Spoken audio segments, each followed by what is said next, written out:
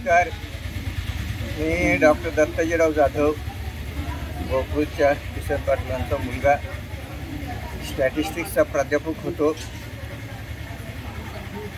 आता रिटायर झालो. त्या लहान मुलाची टोपी हरवलेली होती आणि टोपी हरवल्यानंतर तो घरी जातो. त्याच्यावरती आई खवळते, टोपी शोधून आण म्हणून त्याला दटावून परत माघारी पाठवतो.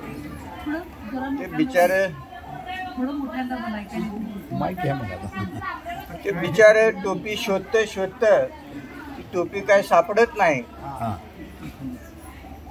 अंधार व्हायला लागतो संध्याकाळचा. तो दमलेला बिचारा एका बाकाखाली बागेमध्ये पडतो.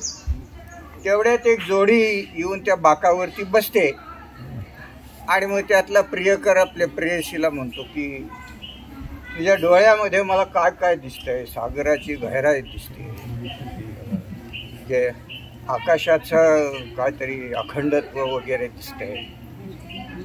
ते पोरग पटकन बाहेर येतं आणि म्हणतं माझी टोपी तेवढी दिसते.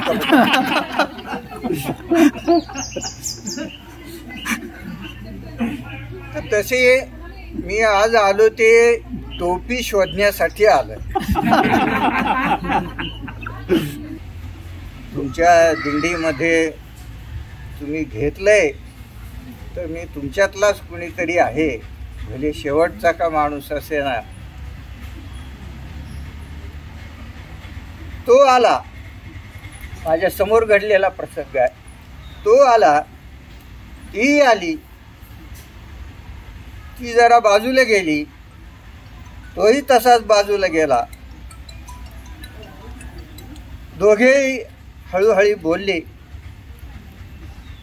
पण थोडी तरी दूरच राहिली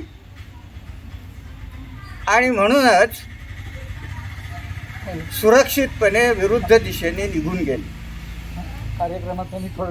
ती होती एक आणि तो होता एक प्रवासी वाहिका आणि मालवाहू ट्रक.